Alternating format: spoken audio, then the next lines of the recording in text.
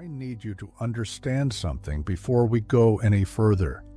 You did not find this video. This video found you. I know that might sound like something people say, but I want you to sit with it for a real moment, because there is a difference between stumbling onto something and being led to it. And what is happening right now, in this exact moment, with you watching this, that is not a coincidence. That is not the algorithm. That is something far more precise than either of those things. And somewhere underneath all the noise of your day, you already know that. You felt something when you saw the title. Not curiosity exactly. Something quieter than curiosity and heavier than it. Recognition, like reading the first line of something you wrote a long time ago and forgot about. You have been carrying something lately. Not the kind of heavy that other people can see on you, not the kind that earns you sympathy or explanation, the kind that lives right behind your sternum, quiet and constant, the kind you have gotten so used to that you almost stopped noticing it. But you notice it in the mornings. You notice it in the small pauses between one thing and the next, when the distractions run out, and there is just you and the truth of where you are right now. You notice it when someone asks how you are doing, and you say fine and mean something much more complicated than fine. And the truth, the real truth, that you have not said out loud to anyone lately, is that you are tired, not weak, not broken, not falling apart. Tired. There is a very important difference between those things, and I need you to hear that distinction clearly, because the story you have been telling yourself about what this tiredness means is not the whole story. Not even close. You have been doing the work, maybe not perfectly, maybe not without stumbling, without backsliding, without the occasional night where you let yourself feel things you told yourself you were done feeling. But you have been doing it. You have been choosing yourself in the small ways that nobody claps for, and nobody sees, and nobody puts in the highlight reel. The moment you did not send the message, the morning you got up anyway when staying in bed would have been so much easier. The night you sat with something painful instead of running from it, instead of reaching for your phone, instead of filling the silence with anything that would make it stop. The choice you made over and over again to keep going, even when keeping going felt like walking through something thick and resistant and completely invisible to everyone around you. That is not nothing. That is not small.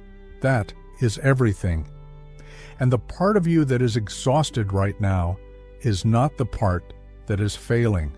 It is the part that has been carrying more than its share for longer than it should have had to. And I want you to know that that weight has been seen, even when it felt like it hadn't. Welcome to the 4th second, and I am your friend. And today I want to talk to you about what it means when a message finds you, not what you think it means, not the surface version that sounds nice and gets shared as a quote. The real version. The version that Carl Jung spent the better part of his life trying to articulate in a language that the rational mind could accept without flinching. Because Jung understood something that most people spend their whole lives resisting. He understood that the psyche, the deep, living, breathing intelligence of your inner world, is not passive. It is not a storage unit for memories and wounds and old conversations you replay at night. It is an active force that moves toward wholeness with a kind of relentless, quiet precision that does not ask for your permission and does not wait for you to feel ready. And when you are ready for something, truly ready, in the way that only comes after real struggle, after real loss, after something in you has been broken open and you chose to grow through the opening instead of close around it, the psyche begins to orchestrate. Hey, wait, are you still not a member of our Patreon community? I cannot believe that. It is completely free. You just join and you get access to exclusive posts that I do not share anywhere else. Nothing to pay, nothing to sign up for, just a free community where we go deeper together. The link is right there in the pinned comment. Go do it right now. I will be waiting for you on the other side. It begins to arrange the conditions for your next chapter with a specificity that the logical mind will always want to call coincidence. Because coincidence is more comfortable than the alternative. The alternative is that you are being guided. The alternative is that the life trying to reach you is reaching back. So let me ask you something. And I want you to sit with this question before you answer it, even just to yourself. What have you been trying to figure out alone? Because I am seeing something very specific right now, and I want to name it carefully. There is a version of your life that you have been holding in your mind for a long time. Not obsessing over, not clinging to, just holding. The way you hold something precious and fragile that you are not sure yet whether to keep or set down. A version where something that feels unresolved becomes resolved. Where something that has been suspended in the air between you and another person, between you and a future you can almost see, finally lands somewhere solid.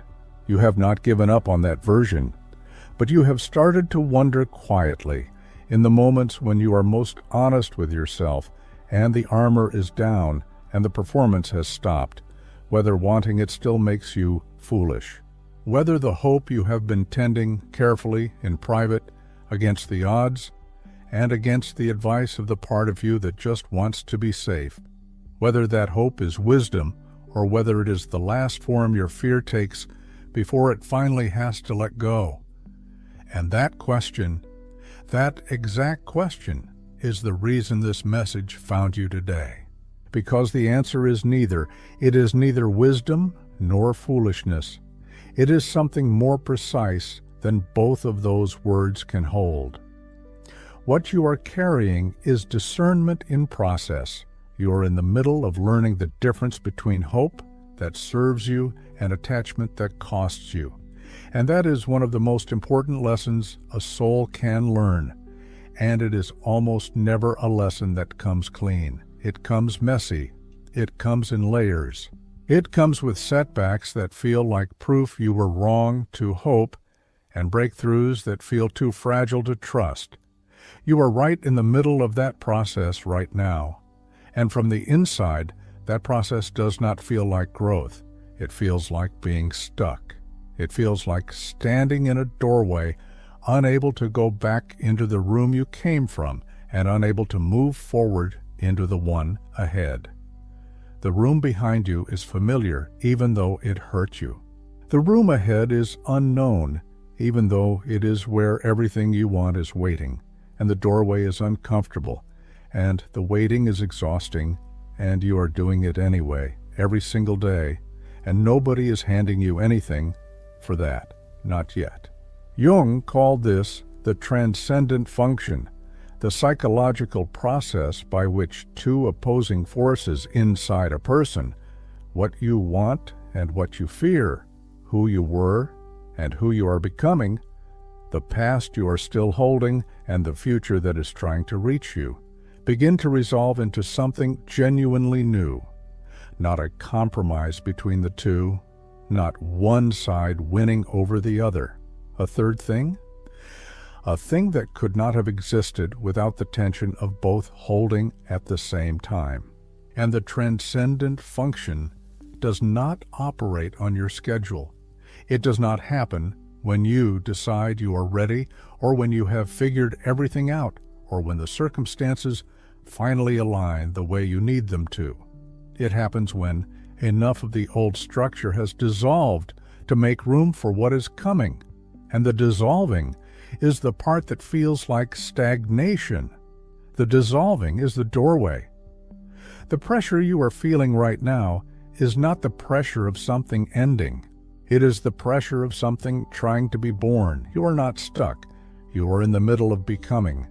And becoming is the most disorienting place a person can live, because you are no longer who you were, and you are not yet fully who you are going to be, and most days you have to navigate the world from that in-between place without a map. I want to stay here for a moment because I think this is important, and I think you need to hear it said directly. The in-between is not a mistake. The in-between is not a sign that you did something wrong, or that the universe has forgotten about you, or that you are somehow behind where you should be. The in-between is the work. It is the most important part of the whole process, and it is the part that gets the least acknowledgement, because it is the part that looks from the outside like nothing is happening. People in the in-between look fine. They function. They show up. They answer messages and meet their responsibilities and laugh at the right moments in conversations, and nobody knows, nobody can see, that underneath all of that, they are in the middle of a complete internal reorganization of everything they thought they knew about themselves, and what they deserve, and what love is supposed to feel like, and what they are willing to accept, and what they are no longer willing to carry. That reorganization is happening inside you right now, and it is the most sacred thing about where you are. Now I want to talk about the other person, the one you have been thinking about, the one whose name lives in a specific part of your chest that you do not always have access to, but that opens sometimes without warning, at random hours, in the middle of completely unrelated moments, when a song comes on, or a particular quality of light hits a room a certain way, or someone says a word that you and that person once used in a way that belonged only to the two of you. I want to talk about them because they are part of this message too. Not the center of it. You are the center of it, but they are in it. And what I want you to understand about them is something that might be difficult to receive if you are still in the part of this where the pain is loudest, where the unanswered questions still sting, where the silence still has an edge. They are in their own process, a process they did not choose and cannot fully see from the inside, and are not equipped right now to name. And that process is harder than they are letting on to anyone around them. Because what is happening to them underneath whatever surface version of their life they are currently presenting to the world is a confrontation with the gap between who they have been and who the most honest version of themselves actually requires them to be. That gap does not close easily. It does not close through distraction or forward momentum or deciding to feel a different way. It closes through reckoning, and the reckoning has a face. And the face looks like you, not because you are their salvation, not because your healing is tied to their awakening, not because you need to wait for them to figure themselves out before you can move forward. None of those things. But because you represented something real in a season of their life when everything else was performance and management, and carefully maintained distance. And the realness of what you brought, the specific quality of presence and depth and genuine attention that you offered them, did not disappear when the connection did. It went underground, and underground things have a way of making their presence known. Underground things grow toward the light, whether the surface allows it or not. I am not telling you to wait for them. I want to be absolutely clear about that, because I know how easy it is to hear something like this and turn it into permission to put your life on hold. That is not what this is. What I am telling you is something more important than any instruction about waiting or not waiting or reaching out or staying silent. I am telling you that the version of you who is rooted in her own becoming, the version you are building right now, quietly, in the exhausting in-between, in the work that nobody sees, and nobody validates, and nobody celebrates. That version is not in competition with love. She is the condition for it, the real kind, the kind that does not ask you to make yourself smaller to fit inside it, the kind that does not require you to hold your breath or monitor yourself constantly or translate yourself into something more digestible, the kind that can only find you when you are standing fully in the truth of who you are, without apology, without performance, without the low hum of anxiety that comes from needing someone else to confirm that you are worth staying for, and you are closer to that version of yourself than you have ever been, even if it does not feel that way right now, especially because it does not feel that way right now. The moments just before a real shift almost always feel like the opposite of a shift. They feel like stagnation. They feel like the universe has gone quiet and forgotten your coordinates. Jung wrote about this in a way I return to often. He observed that the most significant changes in a person's psychological life rarely announce themselves in advance. They arrive preceded by a period of inner tension, a period that the person experiencing it almost always misreads as failure, as regression, as proof that nothing is working, when in fact it is the necessary pressure of transformation completing the work it needs to complete before the new thing can emerge. The cocoon does not feel like becoming, it feels like being trapped. And then one day the walls give way. You are not failing. You are under the kind of pressure that precedes transformation. And that pressure is specific and purposeful, and it has been building exactly as long as it needed to build.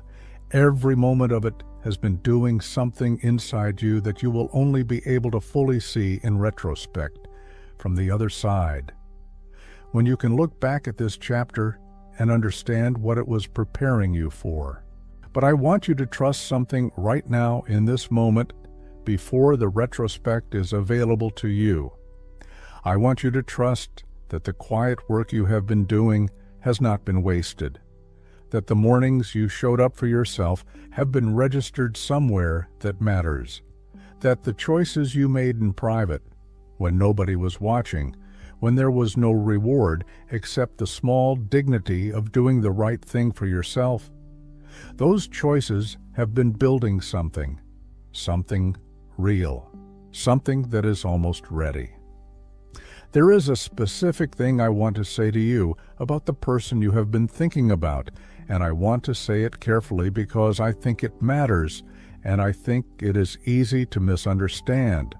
They are being changed by your absence.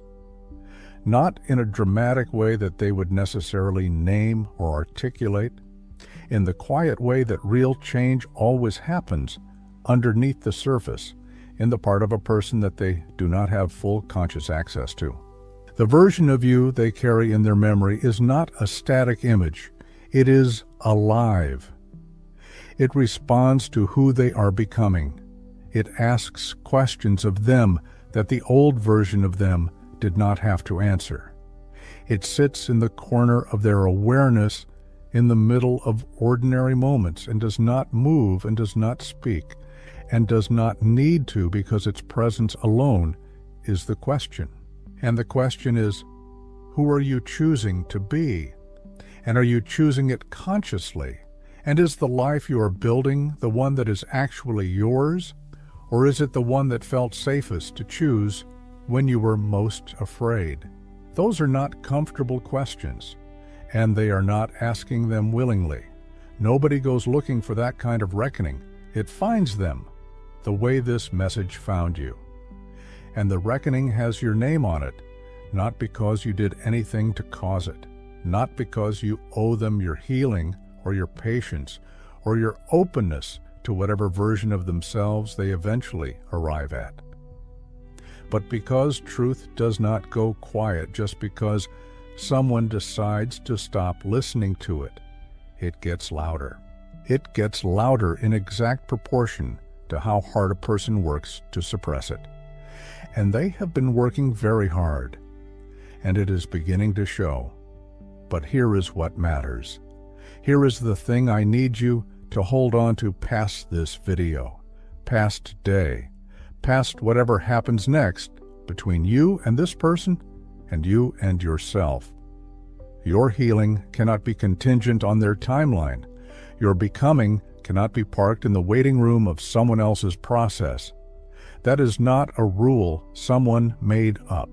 That is a psychological law. The self that is trying to emerge in you, the whole rooted, sovereign version of you that this entire chapter has been building toward, cannot fully emerge while it is organized around waiting for someone else to catch up. It needs you. It needs your full attention and your full investment and your full belief in your own story as the primary story, not the supporting role in someone else's arc, the lead, the author, the one who decides what happens next. And the beautiful thing, the thing that I want you to feel somewhere underneath the logic of all of this, is that the more fully you step into that role, the more you become the person that the right version of the right connection can actually find. You are not making yourself unavailable by healing. You are making yourself findable. You are not moving on by becoming whole. You are making yourself worth moving toward. There is a version of this story where everything you have been holding on to and working toward and refusing to give up on comes together in a way that you cannot currently see from where you are standing. Not because it is guaranteed, nothing is guaranteed, but because you have done the kind of work that tends to produce that kind of outcome. Because the universe, whatever you believe about it, tends to respond to the energy of someone who has decided to be real, who has decided to stop performing and start living, who has gotten quiet enough to hear what they actually want and brave enough to keep wanting it even when the evidence is not cooperating.